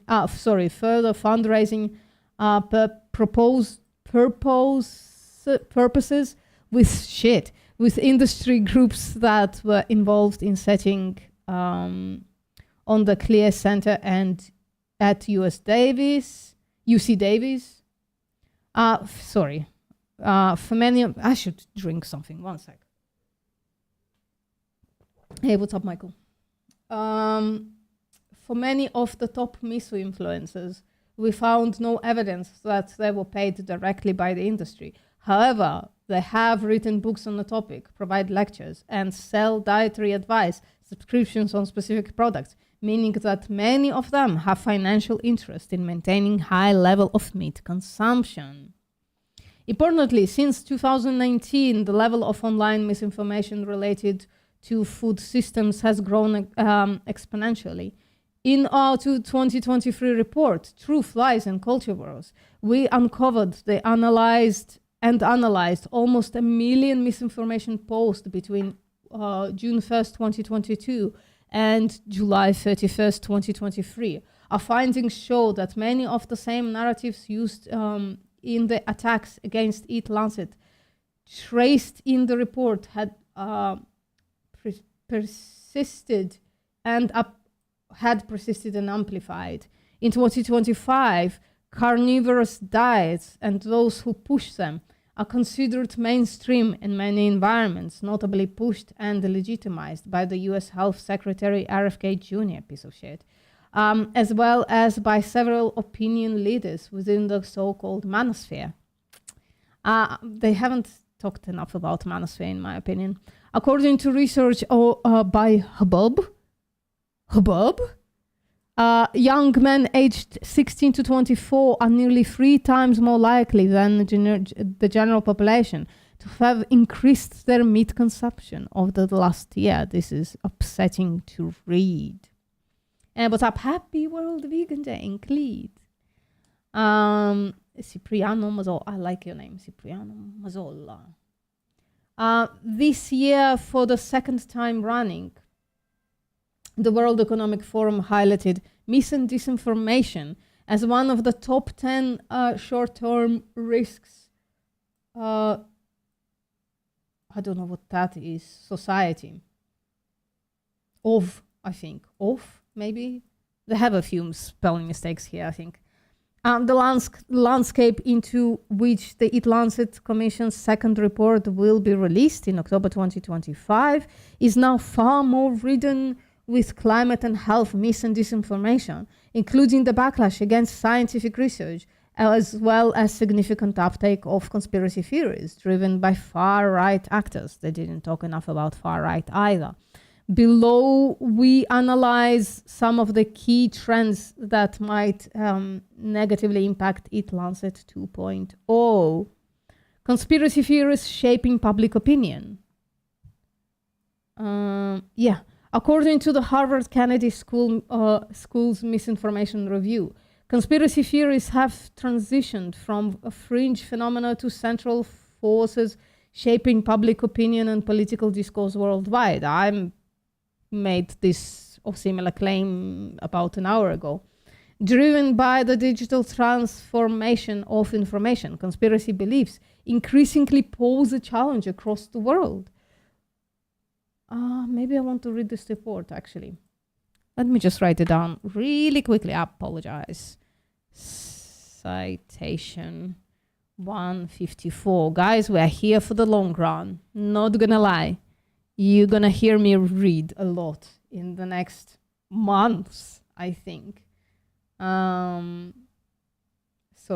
conspiracy theories. So it's this Harvard Kennedy School's Misinformation Review. Okay. Now, the rise of COVID-19 related conspiracy theories such as the Great Reset has turned debates over diets and climate into a battleground for influence and a ripe area for polarization. Far-right conspiracy theories which allege that global elites aim to control diets, impose insect-based foods and synthetic meat, and restrict personal freedom of choice and are increasingly mainstream. We saw early forms of these conspiracy theories in the 2019 dataset. For example, Nina Teicholz and Gary Fatke referred to big food and big pharma driving EAT-Lancet and vegan billionaires. Please send those vegan billionaires to me to fund me. Trying to tell everyone what to eat. In Truth, Lies and Culture Wars, conspiracy theories represented 37% of all posts and were promoted by right-wing figures like Peter Sweden, Geert Wilders, and Cabot Phillips. sure hope I pronounced any of that correctly, who were not yet engaged in food systems misinformation in 2019, but can be expected to engage in potential 2025 backlash. Oh, gosh. Gosh. Carnivore diet. God fucking damn it. The bane of our existence in it. The bane of our fucking existence is the carnivore dieters. Carnivore diets, protein boom, and the manosphere. Our tracking shows that on of the hashtag most prevalent in the 2019 backlash, hashtag yes to meat continues to be prolific with over 2,000 posts in the last year, and is now consistently used across the range of social media platforms, while hashtag meat heals featured in more than 8,000 posts in 1 year, show social media users' continued interest in carnivorous diets. In truth, lies, and culture worlds, online narratives focused on the supposed health benefits of meat, but also around polarizing debates on masculinity and how real men must eat lots of meat. The protein boom, the term used to describe the current wellness and fitness fixation on protein, has boosted existing animal protein products, as well as led to the increase in protein startups and protein-focused beauty and wellness trends. Carnivorous diets are often featured in manosphere podcasts and talk shows and have been promoted by the likes of Joe Rogan, rocketing diarrhea, Jordan Peterson, and Andrew Tate. That's my Andrew Tate. Do with it what you will. This highlights supposed benefits like better mental clarity and greater connection with nature, often alongside misinformation about the environmental impacts of meat consumption. Declines in social media content standards. Humans are naturally drawn to moral and emotional information, and social media algorithms exploit this by promoting content that maximizes engagement rather than accuracy. These flawed feeds with sensational or polarizing material, making extreme views appear more common than they are. The risks have been exacerbated by the decline in social media content standards, following Elon Musk's takeover of Twitter in October 2022. Has it been actually 3 years? And its subsequent rebranding as X, still Twitter to me. In September 2023, the platform discontinued the function that allowed users to report misleading information, saying it would now rely solely on community notes, which are also riddled by misinformation. I know, because I'm a community noter on X for content moderation. Analysis by the Harvard Kennedy School has documented a statistically significant decline in information quality under the new system. In addition, X is increasingly pushing far-right content to its users, which has resulted in many people leaving the platform.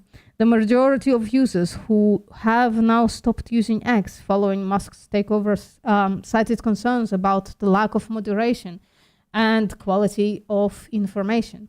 Despite this, X still has 586 million active monthly users in February 2025. A lot of those might be bots though. Like the honey bots, I call them the honey bots because there's like a sex industry on X, but also like the misinformation bots. So I'm not sure if they're counting those bots as like users or not. Fuck knows. And we can expect backlash against EAT-Lancet to thrive on this platform. The rise of AI, we're coming there. This decline in content standards is not exclusive to X. Meta, Facebook, Instagram, and Threads also ended its third-party fact-checking program in January 2025, with Mark Zuckerberg claiming This would reduce censorship on its platform, which have around 3 billion users. I hate all Meta products, I'm not gonna lie. This has already resulted in more extremist content being shared, prompting Meta's oversight board to express concerns about the change in content moderation having been actioned too hastily. The rise of AI. Since 2023, with the rise of generative artificial intelligence, the spread of online disinformation has accelerated. From deep fakes to fake news and automated bots, AI can generate more content and make it increasingly convincing. Importantly, AI-based systems have increased automated curation, limiting users' opportunities to discover content independently. They have also been shown to enable highly targeted messaging designed to reach specific communities, aligned with their beliefs and values, and influence opinions more effectively.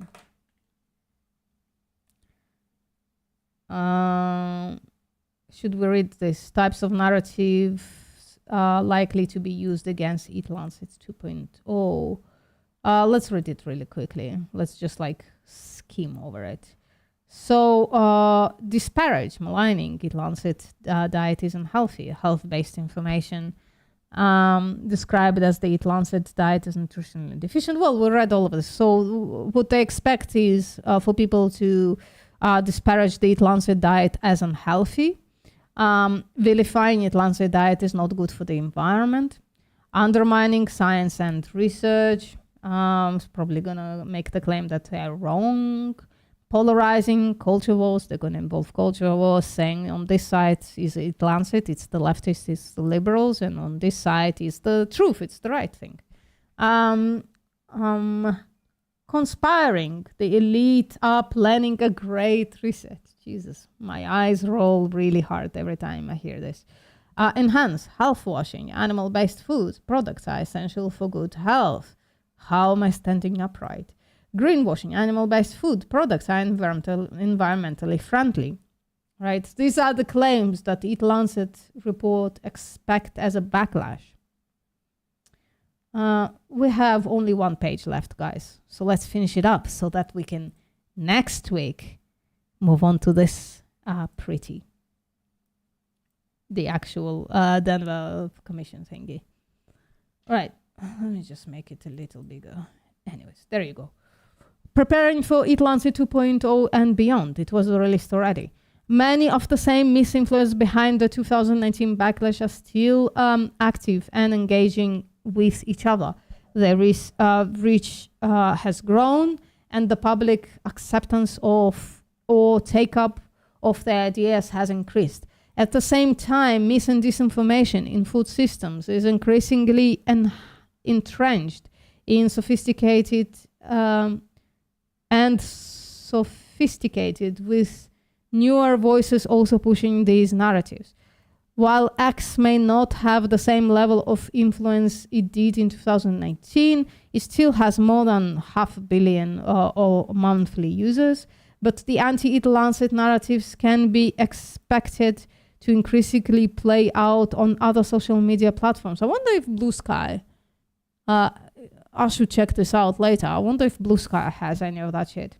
While X is known to explicitly promote extremist narratives, misinformation can spread more subtly on other platforms. For example, TikTok formats blur fact and fiction, making misinformation harder to spot and more likely to be shared, while long-form videos on YouTube can dive deeper into narratives and so better seed the or entrench ideological opposition. Nick Norwitz, what I've learned, just to name a few. Traditional and social media also intersect and fuel each other, underscoring the importance of balanced and credible traditional media reporting. In a world riddled with disinformation and conspiracy theories, Just having the facts and scientific rigor is no longer enough to create positive changes for the planet and people.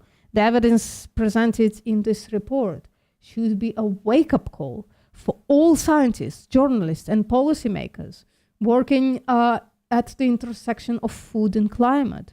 Food system transformation, starting with the recognition that reducing the consumption of production of animal products is essential for human health and the future of our planet, is under threat.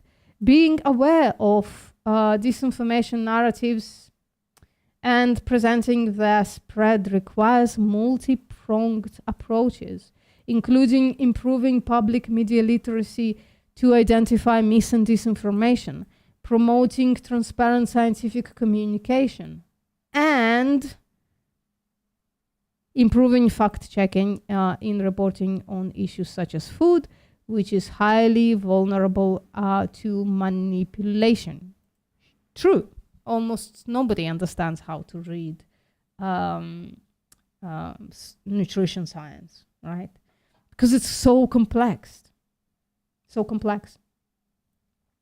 There is also a need to bring back social media, content, moderation, and other measures to limit the amplification of false and misleading content.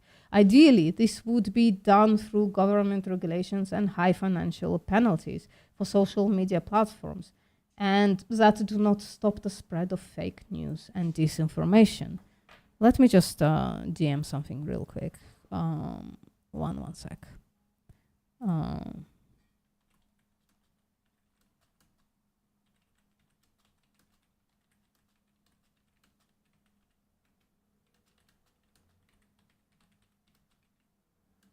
Yours. I'm so sorry. So sorry. Right. One of the most dangerous impacts of the spread of mis and disinformation and its ability to distract, delay, and derail climate action at a time when the stakes could not be higher. True.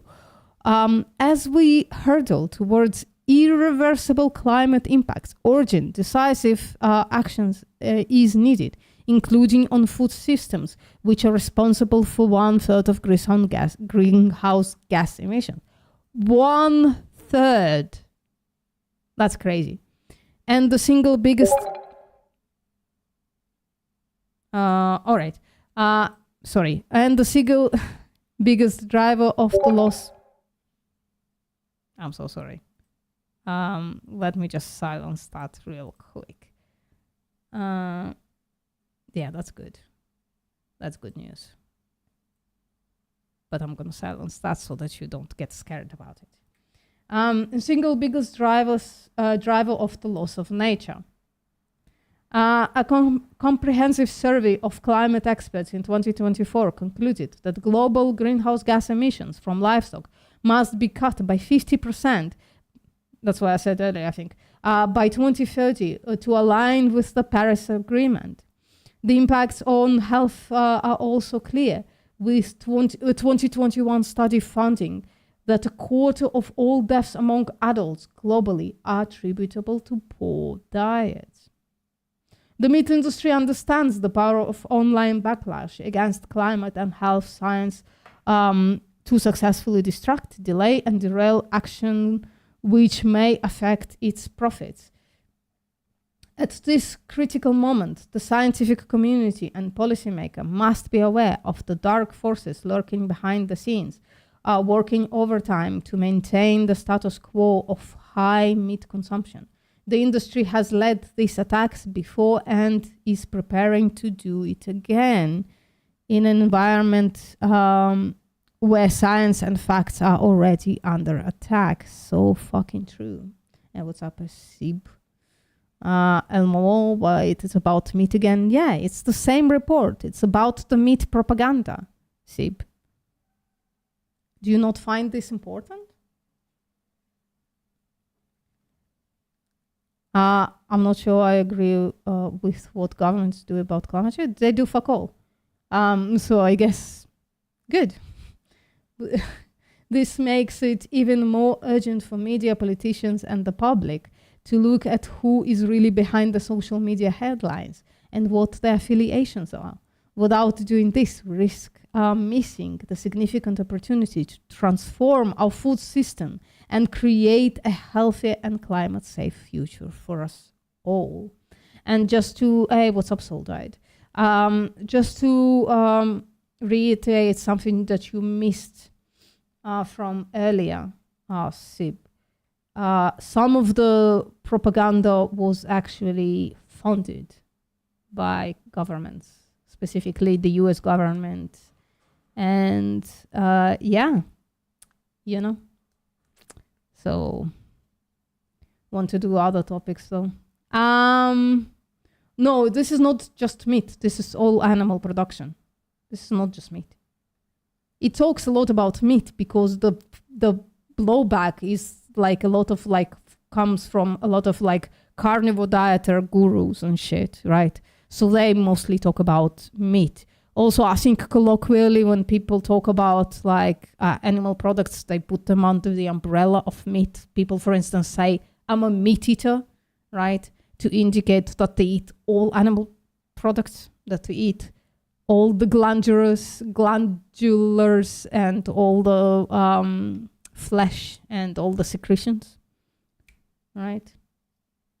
Oh, thank you, appreciate. I was really fumbling the English language earlier, but thank you. So the rest is references, and this is how a report should look like, right? That's 6 pages, 5.5 pages of references.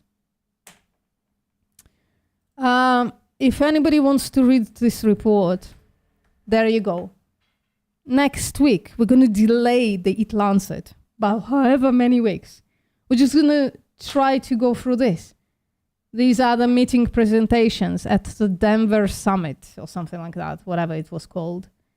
And one of them is 1 hour long. Maybe we can skim it or something like that. But yeah, it is. I called it it's a secretion of the mammalian gland, I think. Mammalian lactations, yeah. Well, it is secreted. It is a matter of fact. All right, so go fight somewhere else. We're gonna end this stream. Appreciate everybody for coming. We finished the Meat versus EAT-Lancet report. It was fascinating to me, at least. I hope it was somewhat interesting to you guys. Thank you for coming, and I'll see you next time.